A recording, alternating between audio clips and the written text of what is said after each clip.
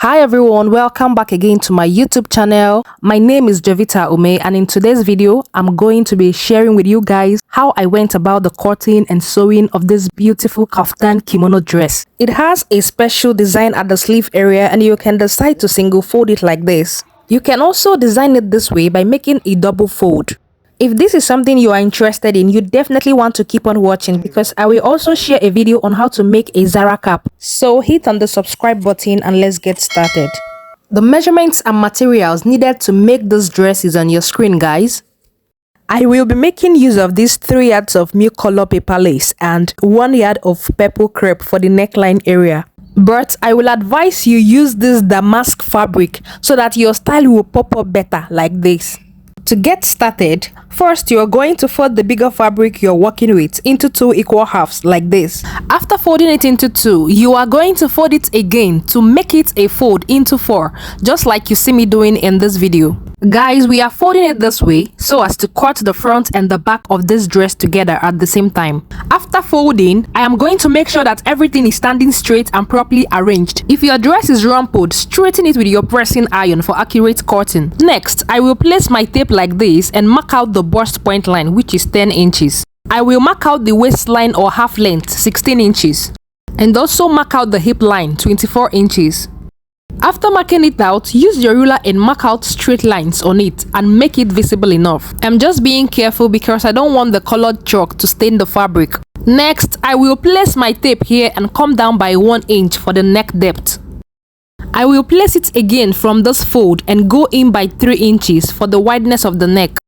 Then use my pattern curve to connect the two to make a round neck. After that, from this center fold, you are going to go in by half of your shoulder measurement plus extra 1 inch. That is to say that if half of your shoulder measurement is 7.5 inches like mine, I will add 1 inch to make it 8.5. So I used 8.5 inches as my shoulder measurement here and I marked it out. Once you are through with that, next is to add about 6 inches from where our shoulder stopped. So from where my shoulder stopped, I marked 6 inches.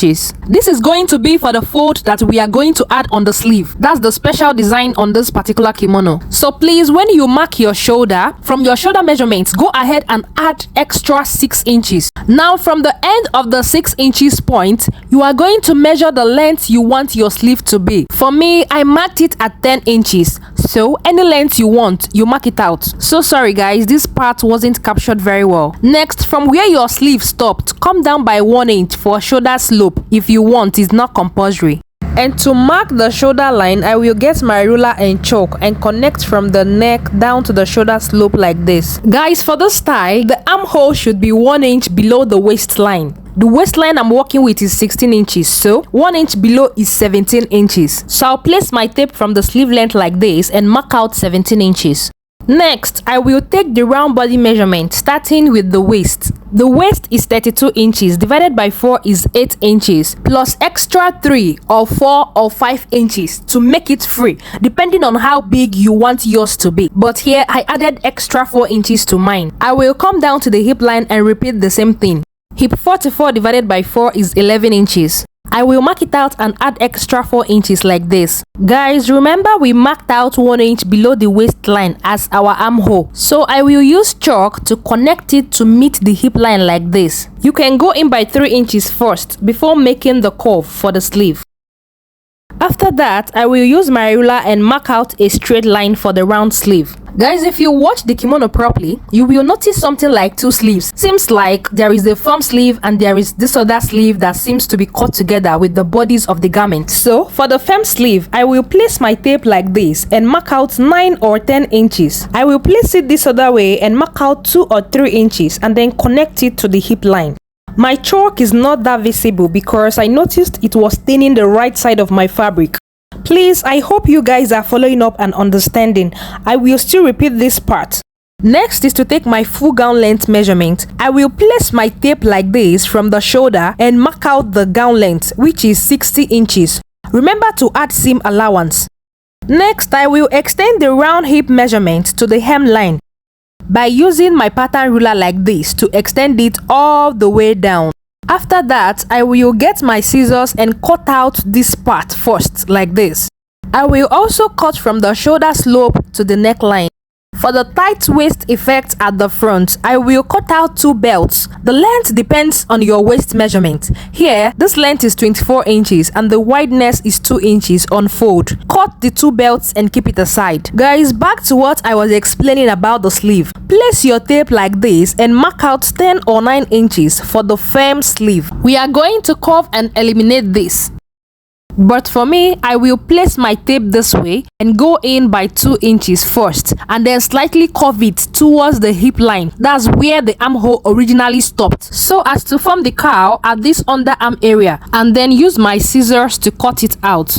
The essence of doing it this way is because there is a bit of a curl at the underarm area, so I am trying to create that effect. I am done drafting out everything: the neckline, shoulder, sleeve, and the body part. Remember, we arrange this fabric so as to cut the front and back together, which is what I have here. I am going to take out one of these 2 pieces and use the other one as the front. I have taken out one, which will be the back. Here is the front. The necklines won't be the same. The back is round while the front is V. For the front neckline, I will place my tape on the shoulder like this and come down by 10 inches or more. Then on that 10 inches mark, I will place my tape this way and go in by 1¼ inch because I don't want it to be too wide. You can decide to make yours 1½, but please let it not be too wide. I will use my chalk and mark it out like this. Get my ruler, place it on the 3 inches wideness and connect it to the 10 inches like this. Remember, this is on fold, so if I open it up, it won't be up to 3 inches. That's why I am using 1¼ inch. I will mark it from here all the way down to the hemline like this. After that, I will cut through the line from down here up to the neckline. It automatically becomes 2 pieces. I will open it up after cutting and place it on the back piece. So this is what it looks like. Turn it to the wrong side of the fabric. Arrange it right side facing each other like this. I will take it to the sewing machine and stitch through the shoulder with 1/2 inch. After stitching this side, I will shift to this other side and stitch the shoulder down too. Guys, I'm done stitching the shoulders and this is what it looks like. Next is to measure the center front all round in order to know the length of the band we are cutting out. When I took my round measurement, I got like 128 inches. That's like 3 yards and 20 inches. And I went ahead to use it to cut out my band. I made the length of the band a little wider when I was cutting it out. For the width of this band, I have like 4 inches. If you place it on fold, it will be 2 inches. I will be using 1/2 inch to join it to the neckline and the center front. And by the time we are done, the band is going to fall into 1½ inches. Exactly. Before fixing the band, let me quickly show you guys how to go about the special design around the shoulder and sleeve region. That design that gives it the Agbada effect. Just place your dress like this, and from the end of my sleeve here, I decided to go in by about 9 inches. I marked it out with chalk. I will place my tape on the 9 inches, go in by 6 inches, and mark it with chalk too. Next, I will locate and mark out the center of the 6 inches, which is 3 inches. Now, using the 3 inches as my center, I will fold it in like this. Let me spread the dress well so you guys will understand better. Let me start all over again in case you are confused. So place your tape this way on the shoulder and go in by 9 inches. Now, to make it easier, on that 9 inches, which is the first point we marked, I am going to go in by 3 inches, which is half of the 6 inches that we added to our shoulder area. The next thing to do is from the second point, which is the 3 inches, you are going to pick up your fabric like this and fold it till you get to the first point. I hope you understand now. So please pick the second point that you made, which is the 3 inches. Fold it until you get to the first mark like this. Guys, I am holding it now exactly on the first mark. I will go ahead and pin it down at this point here. So now this already gives us that Agbada effect. If you want to stitch it for a very long extent, you can stitch it down, or you can just stitch it a little bit at just this shoulder point here, which is exactly what I intend to do. I don't want to stitch it all the way to the end, so I will just make a tiny stitch on the shoulders. I am pinning it down so as to know where to stitch later. I will also come down to like 10 inches and make a tiny stitch as well for both the front and the back. You can decide to stitch only the shoulder, your choice. After doing for this side, I'm going to go ahead and do the same thing for this other side as well. In case you are still confused, please listen up attentively. I will place my tape like this and make the first point, which is 9 inches. From the 9 inches, I will make the second point, which is 3 inches. You can decide to make another point of 3 inches to make it easier. Now pick it from the second point, which is 3 inches, like this, till you get hold of the first point. Then fold it this way and secure it with pin. Also come down by 10 inches or so and secure with pin for both the front and the back. Later, you take it to your sewing machine and make a tiny stitch there. Next, we are going to fold or hem the edge of the sleeve. I will fold it in like this and take it to my sewing machine and stitch the both sleeve. I'm done stitching it, guys, and this is what it looks like. See the Agbada design, it's giving everything it should give already. Please, while making the tiny stitch, push down the sleeve and stitch just the fold.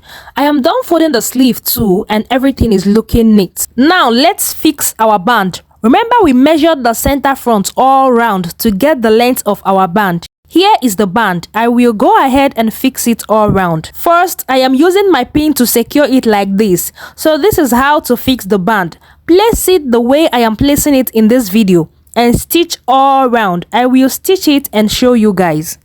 I am done stitching the band to the dress, and this is what it looks like.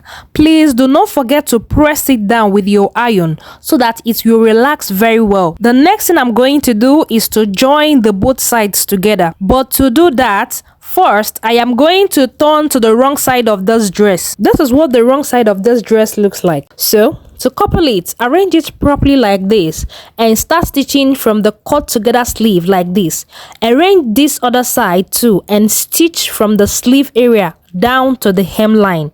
I will couple the dress and show you guys. I am done stitching the sides together, and as you can see, my stitch is very neat. See this other side too. Let me turn to the right side and show you guys.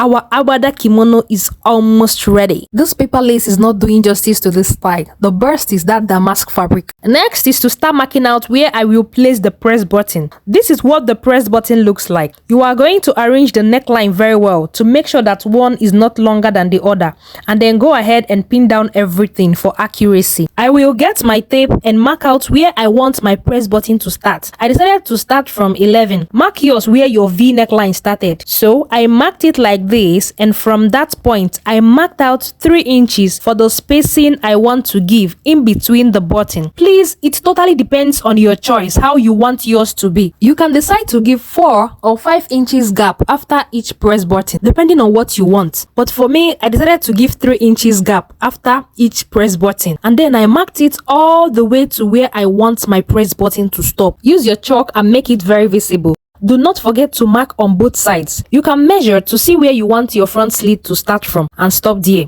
You can also choose to put it all through to the hemline, your choice. Next, I'm going to go ahead and start stitching them in place with my needle and thread. So I'm going to sew the flat one on the bottom part of the neckline, which is the part that is going to be under. And then the one with the hook will be on the part that is going to cover it. I hope you understand. So guys, I'm just going to go ahead and stitch this down. It's very simple. It's just basically the same way you stitch your other buttons. After sewing the first one, I will move to the next mark and fix another one. I will keep fixing till I get to the last mark, which is where I want my slit to start from. I am done, guys, and as you can see, I have pressed them together like this. You can decide to add few buttons like 1 or 2 or 3 depending on how open you want your slit to be. This is how I want mine to be. So next, I have turned to the wrong side of this fabric. Go ahead and turn yours so that we can mark the area where we are going to be placing the rope on this dress, so that we can have that tightness in front of the dress. I have shared a tutorial video on how to create a tight waist effect on either front or back of your boubou dress in the past. Check out the video card that just appeared at the top right of your screen to watch it, or later you check the description box. But I will explain for the front part anyways, because that is the style we are working with. So first is to place your tape on the shoulder and mark out your waistline. I am marking it on 16 inches like this. After that, I will move over to this other side and mark it out as well. Next is to locate the center of the front piece, and my center is somewhere here. I will mark the center with my chalk. From the center point, you are going to divide your waist measurement by 4, and whatever you get, you mark from the center to this side. Mine was 8 inches, so I measured from the center and marked out 8 inches like this. And from the center again, I will mark it to this other side at 8 inches. So whatever your waist measurement divided by 4 is, mark it on the center towards the both sides. Next is to get our belt. Remember we cut it earlier and it's about 2 inches wide, but after sewing in with ½ inch, you'll be left with 1.5 inches wide and 24 inches long. I will place it on the point we marked. Get your pin and pin it down first. Do it exactly the way I am doing it in this video, and make sure yours is facing the same direction. Only to the front, please. Do not pin to the back as well. So I will get the other belt and pin it down as well like this before stitching it down with my sewing machine. Just tie it this way inside for the tight waist effect. Guys, I'm done stitching everything and our dress is looking very neat. You can decide to add inner pockets if you like. Remember I told you guys that you can make the shoulder fold double. This is it. I will show you guys now. So this is the belt. I have stitched it down already. You can go ahead and iron it out for a neat finishing. So guys, for the double fold at the shoulder area, remember the way we made the first fold. Now if you want yours to be double, place your tape and go in by 2.5 inches from the neckline and mark it out. From that first point, you mark out 2 inches. Then, just like we folded the first time, pick it from the second point and fold it in to meet the first point. And then use your office pin to hold it. After, take it to your sewing machine and make a tiny stitch. Move to this other side and repeat the same thing, just like we did earlier. For the tightness, when you wear it like this, you tie the belt inside at the back before closing the front button like this. Before the ZARA CAP video, please give this video a thumbs up if this was helpful. Subscribe to this channel and on your notification bell. Drop a nice comment and share this video with your friends. For the video on how to make a ZARA CAP, check the video card that just appeared at the top right of your screen to watch it now. I will also link it in the description box so you watch it later. This is our Facebook group where we share amazing sewing ideas. Click on the small card with the title Facebook group that just appeared at the top right of your screen to join now, or later you check the description box. These are our social media pages. Please check the description box for the links and follow us there. Click on this picture that just appeared to subscribe now. Thank you guys so much for watching till now. See you guys in my next video. Bye.